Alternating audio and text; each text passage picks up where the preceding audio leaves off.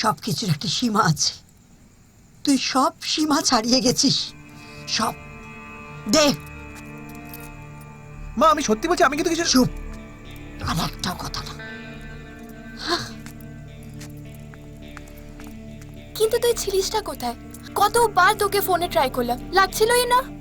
Phone দাঁড়া, এ বাবা battery শেষ, ফোন অফ হয়ে গেছে, চার্জ নেই। কিন্তু আমি একটা জিনিস বুঝতে পারছি না, যখন চাবিটা পাওয়া যাচ্ছে না সবাই দরজা ভাঙলো না কেন? বাহ, ফুলসজ্জার রাতে দরজা ভাঙবো, নতুন বউ কি ভাববে? হ্যাঁ, আরে আরে আরে আরে কি হলো দেখো। আপনি কাঁদছেন কেন? আরে আপনাদের তবু দেরি হলেও বিয়েটা হলো, আর আপনার ফুলসজ্জার জন্য আমার নিজের বাড়ির গরুর দুধ দিয়ে মিষ্টি তৈরি করে নিয়ে এসেছিলাম।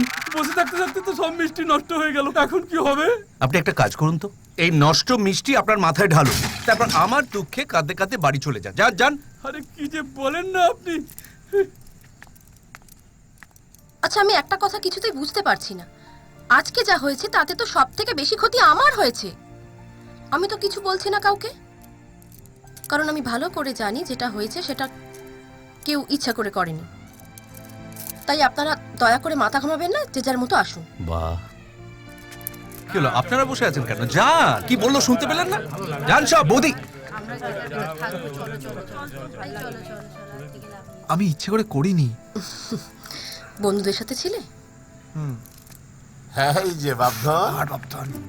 বাহ বাহ বাহ বাহ, আজ তুমি যা খেল দেখালে বাপধন, ঈশ্বরের আশীর্বাদে খুব শীঘ্রই তোমারও বিয়ে হবে। দেখো, এই যে শোনো মা, অনেক রাত্রি হয়েছে, আমি বাড়ি ফিরছি, তুমি এখানে থেকে যাও।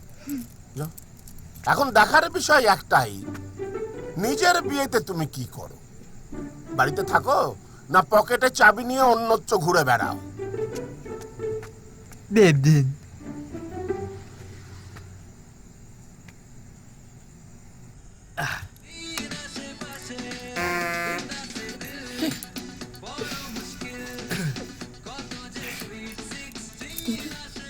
জামাইবাবু টেনশনে পড়ে গেছে। শুনতে বৌমা, ও বাবা, হ্যাঁ মা। যাও ভেতরে গিয়ে শুয়ে পড়ো, যাও। হ্যাঁ যাও।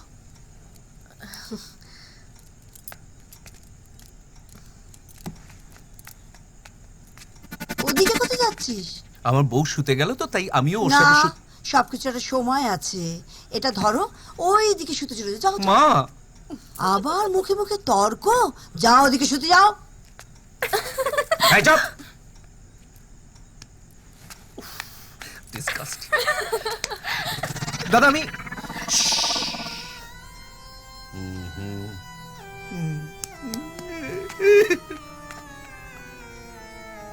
আমি কি করলাম?